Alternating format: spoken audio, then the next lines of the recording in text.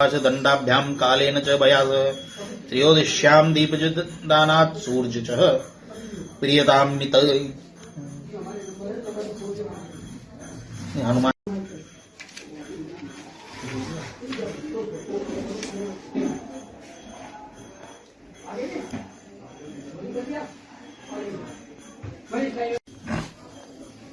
ठीक हो गया ना सब। ये इस प्रकार की दीपावली की कथा सब चीजें अवेलेबल हैं अब तो।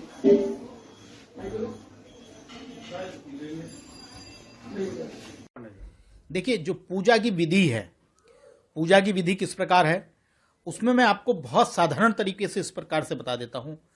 पहले आप भगवान गणेश और लक्ष्मी की प्रार्थना करिए।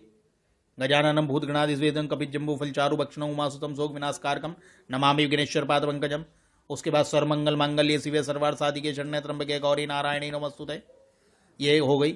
उसके बाद आप गुरु का ध्यान करिए। गुरुर् ब्रह्मा गुरुर् विष्णु गुरुर्देवो महेश्वर गुरुर् साक्षात परब्रह्म तस्मै श्री गुरुवे। उसके बाद आप आचमन करिए, 3 बार जल लेकर आचमन कीजिएगा। उसके बाद बाएं हाथ में जल लेकर अपने ऊपर प्रोक्षण और सामग्री पर प्रोक्षण करिएगा। जिसको मंत्र आता है ओमा पवित्रो पवित्र वा सर्वस्तंग, उसको मंत्र आता है मंत्र के हिसाब से करें। उसके बाद पृथ्वी का ध्यान करें। आप पृथ्वी पर स्पर्श करके पृथ्वी का ध्यान करें, आसन का ध्यान करें। उसके बाद आप प्राणायाम जिनको आता है तो 3 बार प्राणायाम करें। उसके बाद हाथ धोकर सूर्य को अर्घ्य दें। सूर्य को अर्घ्य देने के बाद प्रणाम करते हुए उसके बाद जिस प्रकार आप अपनी स्नान जिन देवता का कर रहे हैं, जैसे लक्ष्मी जी की हमें पूजा करनी है तो लक्ष्मी जी की पूजा के लिए पहले हमें जिस प्रकार से हम अपना स्नान करते हैं उसी पर पहले पादोर्बाद्यम, पैरों पर हस्तो अर्घ्यम, हाथों पर जल, मुखे आचमनियम, मुख पर जल, सर्वांगे स्नानम समर्पयामि, फिर सब स्नान कराएं। फिर उसके बाद जो लोग पंचामृत बनाकर करते हैं, दूध चढ़ाएं, दही चढ़ाएं, शहद घी चढ़ाएं, उसके बाद शहद चढ़ाएं और उसके बाद शर्करा चढ़ाएं और उसके बाद गंधोदक थोड़ा सा चंदन मिला के और चंदन मिश्री इत्यादि मिला के गंधोदक स्नान कराएं।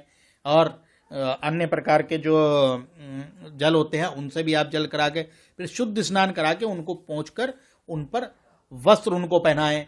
उन पर उसके बाद डोरी पहनाएं और डोरी के बाद उनको गणेश भगवान को यज्ञोपवीत चढ़ाएं। फिर उनको अच्छी तरह से गंध अक्षत राज तिलक करें उनका और फिर उसके बाद दीपक दिखाएं। दीपक दिखाने के बाद उनको नैवेद्य लगाएं, मतलब भोग लगाएं। फिर उसके बाद ऋतु फल चढ़ाएं। मीठा पान दीपावली में अवश्य चढ़ाना चाहिए, मीठा पान उनको लगाइए।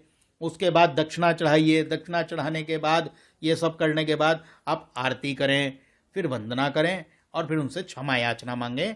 इस प्रकार की पूजा बड़ी साधारण पूजा है। इस प्रकार से जब आप पूजा करेंगे तो इसका लाभ आपके जीवन में अवश्य पड़ेगा। किस तरह की खरीदारी करनी चाहिए, कैसे? देखिए, ऐसा हमारे यहाँ कहा जाता है, यूं तो हर त्योहार पर सनातन धर्मी नए वस्त्र और नए व्यंजन बनाकर अलग अलग समय पर अलग अलग प्रकार के व्यंजन बनाकर अपने त्योहारों को मनाते हैं। दीपावली ये इस पर नए वस्त्र अवश्य पहनने चाहिए। नए वस्त्र पहनकर ही, शुद्ध वस्त्र पहनकर ही पूजा करनी चाहिए। घरों में सर्वाधिक स्वच्छता और साफ सफाई रखनी चाहिए और पात्रों के साथ साथ स्वर्ण और रजत की खरीदारी भी करनी चाहिए। ज़्यादा ना हो चांदी का सिक्का खरीद लें या स्वर्ण का, जिसकी जैसी क्षमता है उस हिसाब से। कुछ लोग स्टील इत्यादि के बर्तन खरीदते हैं। पात्र खरीदने का मतलब यह है उसमें पात्र में पहले आप चावल भरें या कुछ ऐसा पकवान बनाएं जो नैवेद्य जिसमें पहले भगवान को भोग लेंगे। इस भावना के साथ लोग नए बर्तन भी खरीदते हैं। तो इसलिए लोग इसके अलावा घरों की साज सज्जा के लिए कि लक्ष्मी चंचल होती है, जो आपके पास जुड़ा हुआ है उसको आपको पहले खर्च भी करना पड़ेगा तब आपके पास आएगा। तो लक्ष्मी को बांध के नहीं रख सकते, तो इसलिए उसको चलायमान आदान प्रदान चीजें होनी चाहिए। तो इसलिए ये अवश्य करना चाहिए। देखिए, दीपावली वर्ष भर पड़ने वाला सनातन धर्मावलंबियों के लिए वो पवित्र त्योहार है जिसको कि वो बहुत ही उत्साह और उमंग के साथ मनाता है। विशेष रूप से अर्थ सिद्धि के लिए मनाया जाने वाला एक त्योहार आप कह सकते हैं। भगवती लक्ष्मी जी की उपासना का यह त्योहार है और भगवान विष्णु के मास में पड़ने वाला कार्तिक मास, चूंकि भगवान विष्णु का है और उनकी अर्धांगिनी भगवती लक्ष्मी है, उनको प्रसन्न करने के लिए कार्तिक मास की अमावस्या के कृष्ण पक्ष की अमावस्या के दिन यह पवित्र दीपावली का त्यौहार घरों में दीप जलाकर और घरों में स्वच्छता एवं भगवती लक्ष्मी की उपासना से मनाया जाने वाला एक पवित्र त्यौहार है। उससे पूर्व ये वैसे तो 5 दिवसीय त्यौहार ये मनाया जाता है। कार्तिक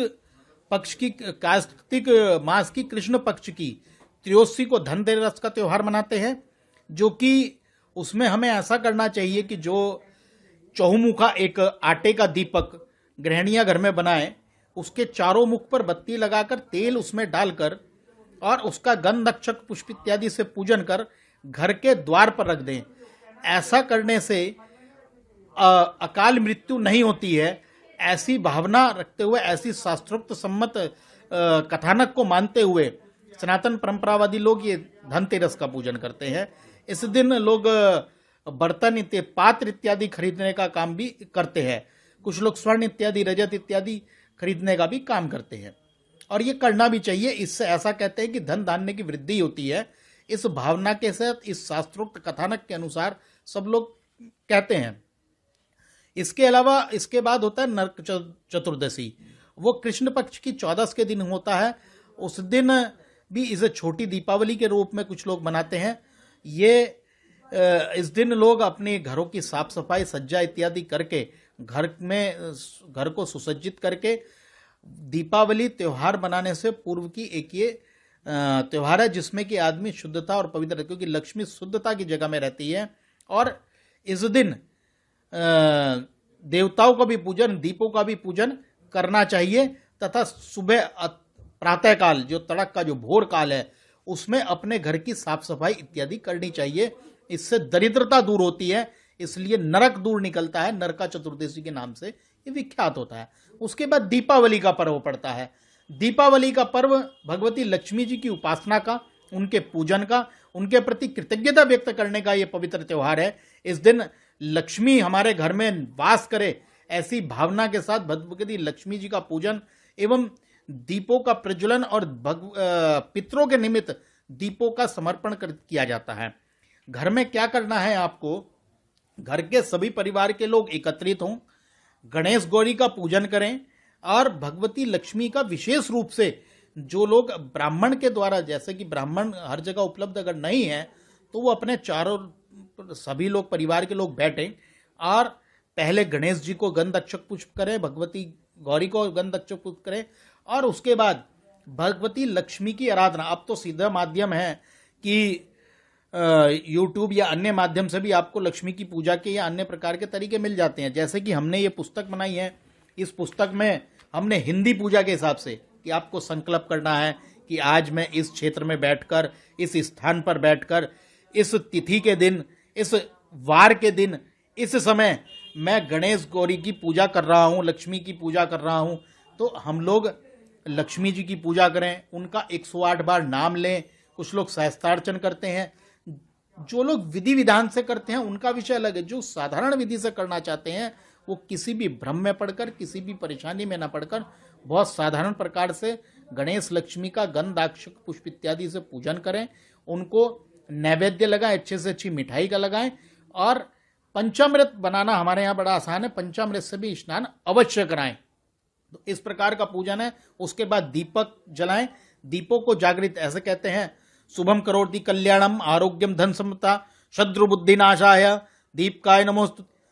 शुभम करोति कल्याणम, जो शुभ हो, जो कल्याण करने के, आरोग्यम धन संपदा, जो आरोग्य रखे, निरोगी रखे, धन संपदा दे, ऐसे दीपों के में भाव करते हुए दीपों को प्रज्वलित करें और घर के सभी द्वारों पर रखें, घर के बाहर चौराहे पर रखें, कुएं पर रखें, गौशाला में रखें। इस प्रकार दियों को वहां पर रखकर, मंदिरों के द्वार पर रखें। इस प्रकार दियों को रखना चाहिए। इसके साथ साथ 11 दीपक पितरों के निमित्त, क्योंकि अमावस्या वैसे भी पितरों का है और हम कोई भी कार्य करते हैं उसमें पितरों का आह्वान जरूर कर, पितरों को प्रणाम जरूर करते हैं, पितरों के प्रति कृतज्ञता करते हैं। इसलिए पितरों के प्रति भी 11 दीप दान करके वो विभिन्न प्रकार से, जैसा मैंने बताया, चौराहे पर, मंदिरों में या अन्य जगह पर ये रखें। तो 3 तरह की पूजा होती है, धनतेरस पर अलग, छोटी दिवाली पर और बड़ी दिवाली पर। उसके अलावा फिर अगले दिन गोवर्धन का पर्व है, फिर उसके बाद भाई दूज का पर्व है। गोवर्धन का पर्व जो कि यम द्वितीया के नाम से है, उसके अलावा भाई दूज का पर्व होता है। बहनें अपने भाइयों को तिलक करती हैं। और सबसे बड़ा तिलक, जैसा कि कहता है तिलक हमारे यहाँ सनातन धर्म में 2 सबसे बड़े तिलक माने गए हैं। एक वागदान संस्कार का तिलक, जब व्यक्ति का वागदान संस्कार होता है, और एक भाई दूज का तिलक, जब बहनें अपने भाई को, उसकी पूरी एक कहानी है जो सभी जगह कथानक उपलब्ध है, उसकी पूरी कहानी है। इस प्रकार से 5 दिवसीय पर्व है जो कि सभी लोग बड़े उत्साह और उल्लास के साथ मनाते हैं। और निसंकोच किसी भी परेशानी, मतलब ऐसा ना समझ के हमारे पास पुरोहित नहीं है, हमको संस्कृत नहीं आती है, आपके भाव से ही प्रभु प्रसन्न होकर अपने भाव के अनुसार से ये पूजा करें।